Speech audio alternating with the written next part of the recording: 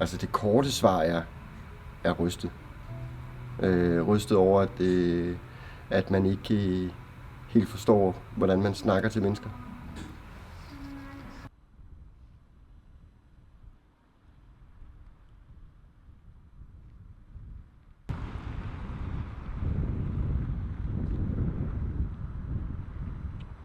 Jeg havde lyst til at sige nej, men jeg tror jo nok, at vi bliver nødt til at sige, at der er noget, der tyder på, at han bare gør, som han vil. Så jo, det synes jeg, vi skal.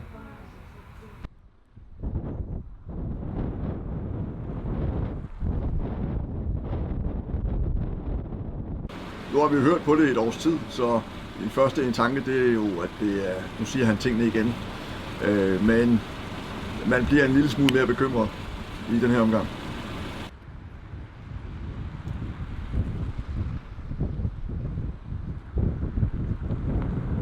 I lyset af Venezuela, det kommer så prompte efterfølgende, så er man nødt til at tage det lidt mere alvorligt. Og det sætter også tankerne lidt i gang på, hvad kan han finde på, nu hvor han har gjort det, han gør i Venezuela. Ikke at jeg tror, han har samme reaktion mod Grønland, men nu har vi den 6. januar i morgen, og så har vi årsdagen på, hvor han egentlig nævner tingene ordentligt første gang. Og vi har ikke set en reaktion fra Grønland eller dansk side, der afskrækker ham.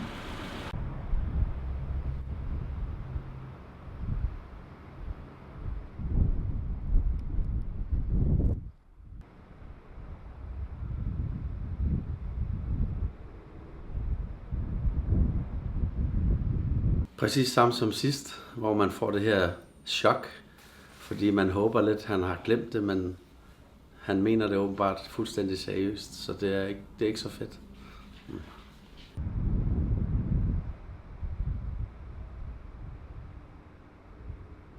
Ja, meget mere. Det er lige pludselig kommet op på et helt andet niveau, synes jeg, hvor man kan se, at han gør jo lige, hvad der passer ham. Så det synes jeg er ret foruroligende.